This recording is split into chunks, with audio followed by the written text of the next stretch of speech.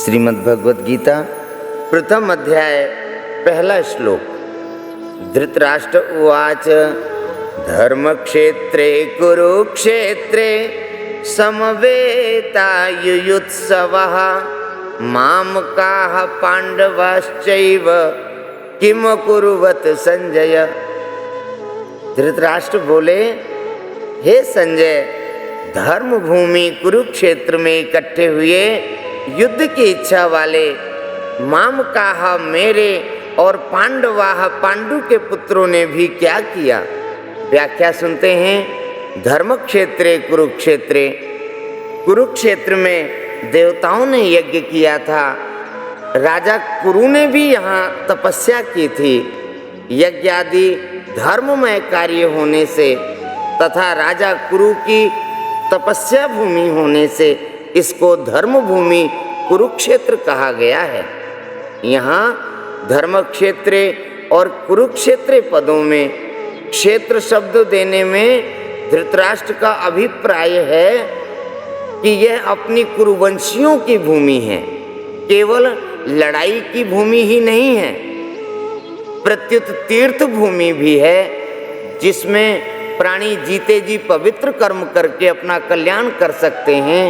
इस तरह लौकिक और पारलौकिक सब तरह का लाभ हो जाए, ऐसा विचार करके एवं श्रेष्ठ पुरुषों की सम्मति लेकर ही युद्ध के लिए यह भूमि चुनी गई है। संसार में प्रायः 3 बातों को लेकर लड़ाई होती है, भूमि, धन और स्त्री। इन तीनों में भी राजाओं का आपस में लड़ना मुख्यतः जमीन को लेकर होता है। यहाँ कुरुक्षेत्र पद देने का तात्पर्य भी जमीन को लेकर लड़ने से है। कुरुवंश में धृतराष्ट्र और पांडु के पुत्र सब एक हो जाते हैं। कुरुवंशी होने से दोनों का कुरुवंश क्षेत्र में अर्थात राजा कुरु की जमीन पर समान हक लगता है। इसलिए कौरवों द्वारा पांडवों को उनकी जमीन ना देने के कारण दोनों जमीन के लिए लड़ाई करने के लिए आए हुए हैं। यद्यपि अपनी भूमि होने के कारण दोनों के लिए कुरुक्षेत्र पद देना युक्ति संगत, न्याय संगत है, तथापि हमारी सनातन वैदिक संस्कृति ऐसी विलक्षण है कि कोई भी कार्य करना होता है तो वह धर्म को सामने रखकर ही होता है। युद्ध जैसा कार्य भी धर्म भूमि तीर्थ भूमि में ही करते हैं, जिससे युद्ध में मरने वालों का उद्धार हो जाए, कल्याण हो जाए। अतः यहाँ कुरुक्षेत्र के साथ धर्म क्षेत्र पद आया है। आरंभ में धर्म पद से एक और बात भी मालूम होती है। अगर आरंभ के धर्म पद में से धर लिया जाए और 18वें अध्याय के अंतिम श्लोक के मम पद से मां लिया जाए तो धर्म शब्द बन जाता है। अतः संपूर्ण गीता धर्म के अंतर्गत है, अर्थात धर्म का पालन करने से गीता के सिद्धांतों का पालन हो जाता है और गीता के सिद्धांतों के अनुसार अपना कर्तव्य कर्म करने से धर्म का अनुष्ठान हो जाता है। इन धर्म क्षेत्र और कुरुक्षेत्र पदों से सभी मनुष्यों को यह शिक्षा लेनी चाहिए कि कोई भी काम करना हो तो वह धर्म को सामने रखकर ही करना चाहिए। प्रत्येक कार्य सबके हित की दृष्टि से ही करना चाहिए, केवल अपने सुख आराम की दृष्टि से नहीं। और कर्तव्य अकर्तव्य के विषय में शास्त्र को सामने रखना चाहिए। समवेतायुयुत्सवः, राजाओं के द्वारा बार बार संधि का प्रस्ताव रखने पर भी दुर्योधन ने संधि करना स्वीकार नहीं किया।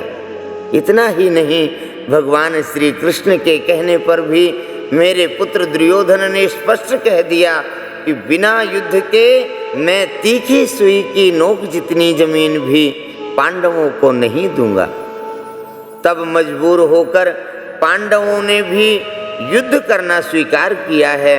इस प्रकार मेरे और पांडु पुत्र दोनों ही सेनाओं के सहित युद्ध की इच्छा से इकट्ठे हुए हैं। दोनों सेनाओं में युद्ध की इच्छा रहने पर भी दुर्योधन में युद्ध की इच्छा विशेष रूप से थी। उसका मुख्य उद्देश्य राज्य प्राप्ति का ही था।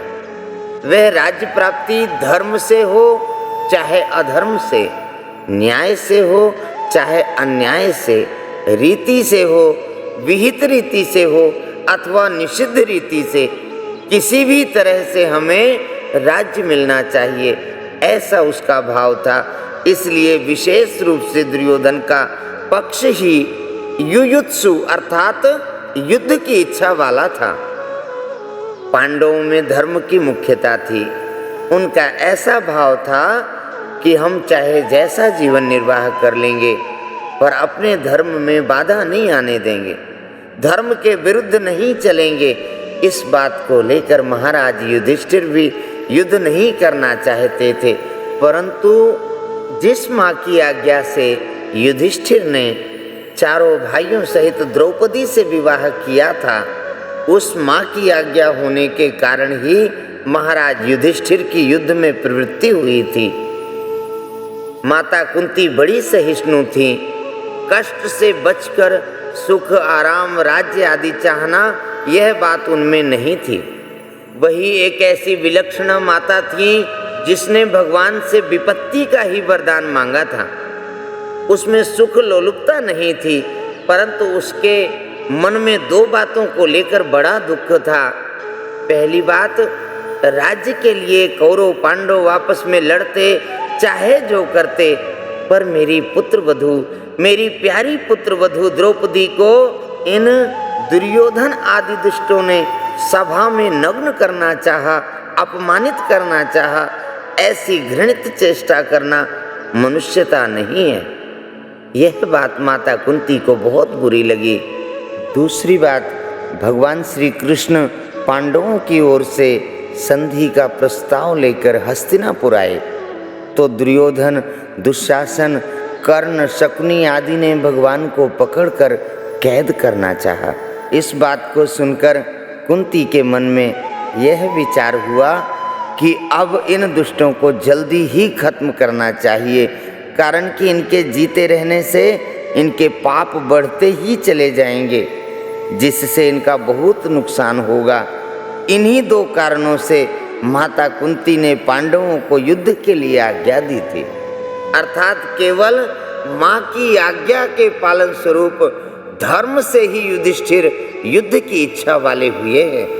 तात्पर्य है कि दुर्योधन आदि तो राज्य को लेकर ही युयुत्सु हैं, पर पांडव धर्म को लेकर ही युयुत्सु बने थे।